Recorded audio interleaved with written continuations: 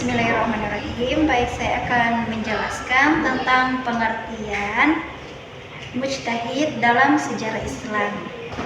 Jadi apa itu ulama mujtahid?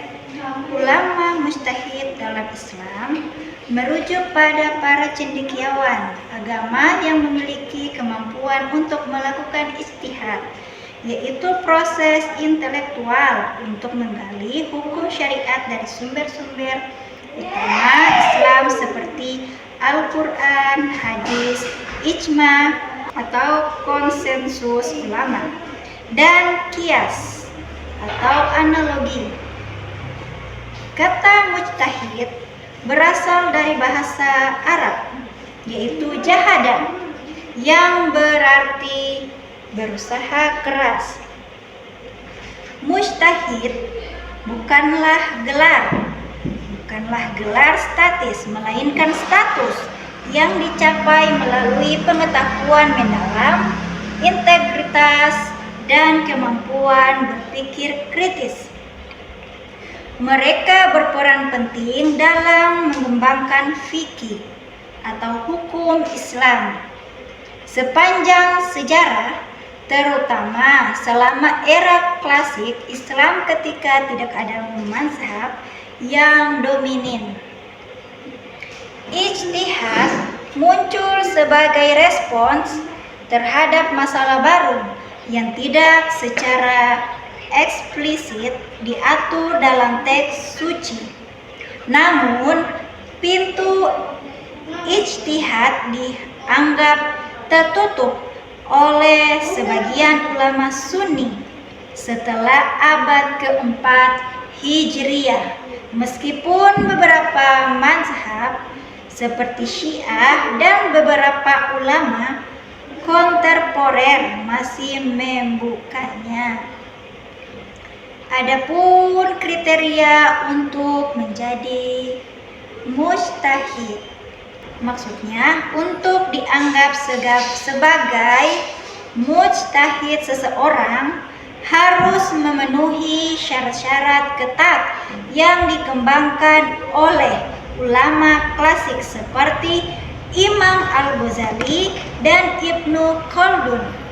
Kriteria ini meliputi: yang pertama, pengetahuan mendalam tentang Al-Quran dan hadis, yaitu harus hafal Al-Quran, memahami tafsir, dan menguasai ilmu hadis, yaitu riwayat, sanad, dan matan.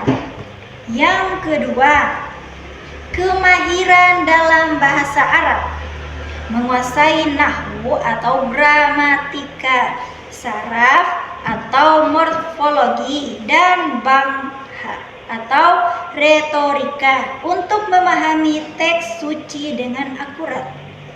Yang ketiga, penguasaan ilmu-ilmu pendukung, termasuk ushul fikih atau prinsip-prinsip hukum, logika, filsafat, dan ilmu-ilmu sosial seperti sejarah dan psikologi. Yang keempat, integritas dan dakwah. Harus bebas dari bias pribadi, tidak terpengaruh oleh kepentingan duniawi, dan memiliki niat ikhlas untuk mencari kebenaran. Yang terakhir, kemampuan berijtihad, mampu menganalisis masalah baru dengan metode qiyas, istihsan atau preferensi, atau masalah kepentingan umum. Tidak semua ulama adalah mujtahid. Sebagian besar adalah muqallid, yaitu pengikut mazhab. Mujtahid mutlak atau independen jarang ada dan biasanya terbatas pada para imam mazhab besar. Jenis-jenis mujtahid.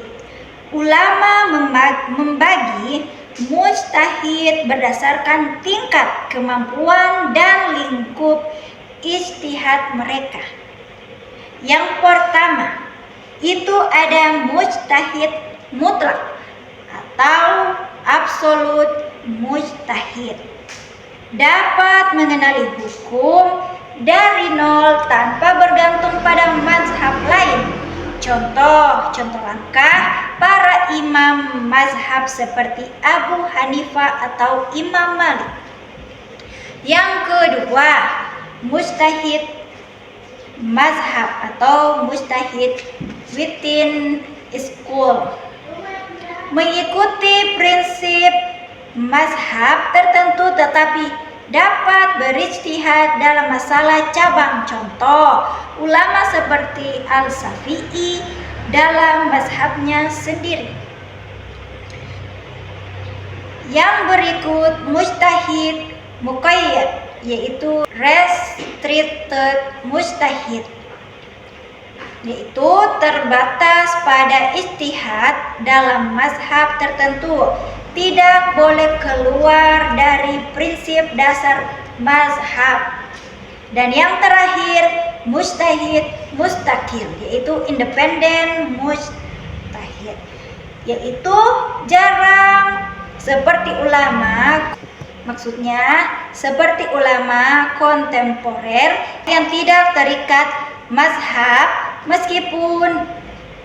meskipun ini kontroversial. Dalam konteks Syiah, mujtahid adalah ulama yang mengeluarkan fatwa berdasarkan ijtihad dan mereka diikuti oleh ulama sebagai marja, taklid atau sumber rujukan. Berikut adalah beberapa tokoh mujtahid paling berpengaruh dalam sejarah Islam serta kontribusi ulama mereka. Mereka umumnya di era klasik abad kedua hingga ke-5 Hijriyah dan mewakili mazhab Sunni utama. Ada beberapa tokoh ulama.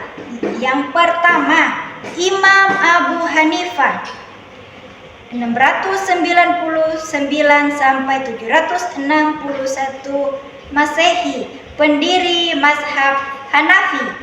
Ia dikenal sebagai mujtahid mutlak pertama yang sistematis. Kontribusinya mengembangkan metode qiyas dan istihsan, menekankan akal dalam hukum. Karyanya seperti Al-Fiqh Al-Akbar menjadi dasar mazhab Hanafi yang dominan di Turki, India, dan Asia Tengah.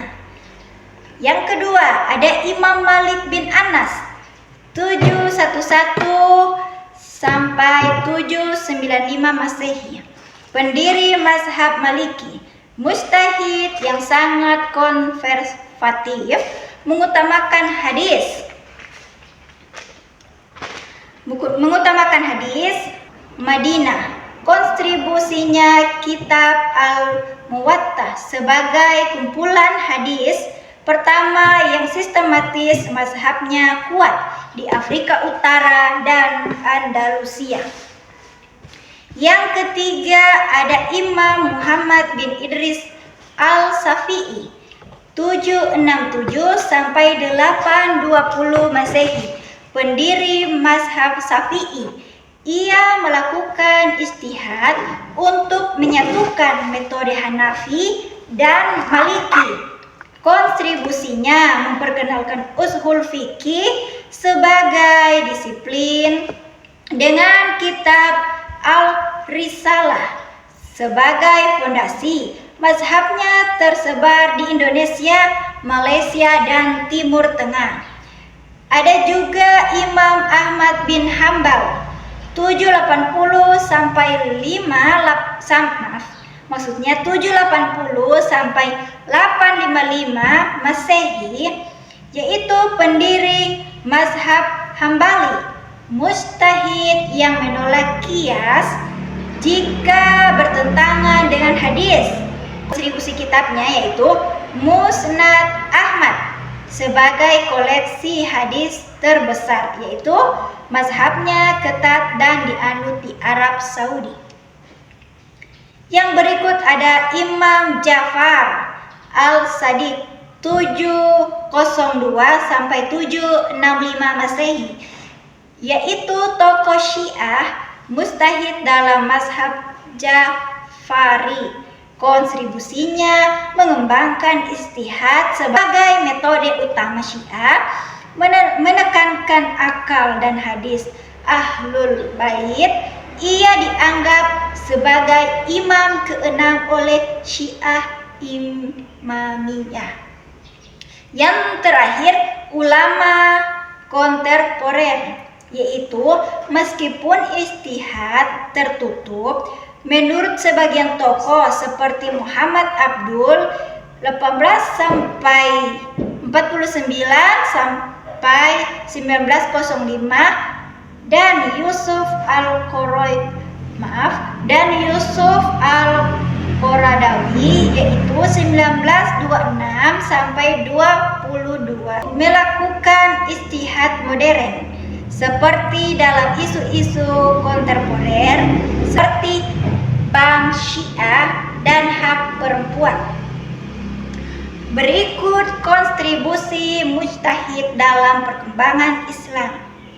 Mujtahid telah dibentuk kerangka hukum Islam yang fleksibel.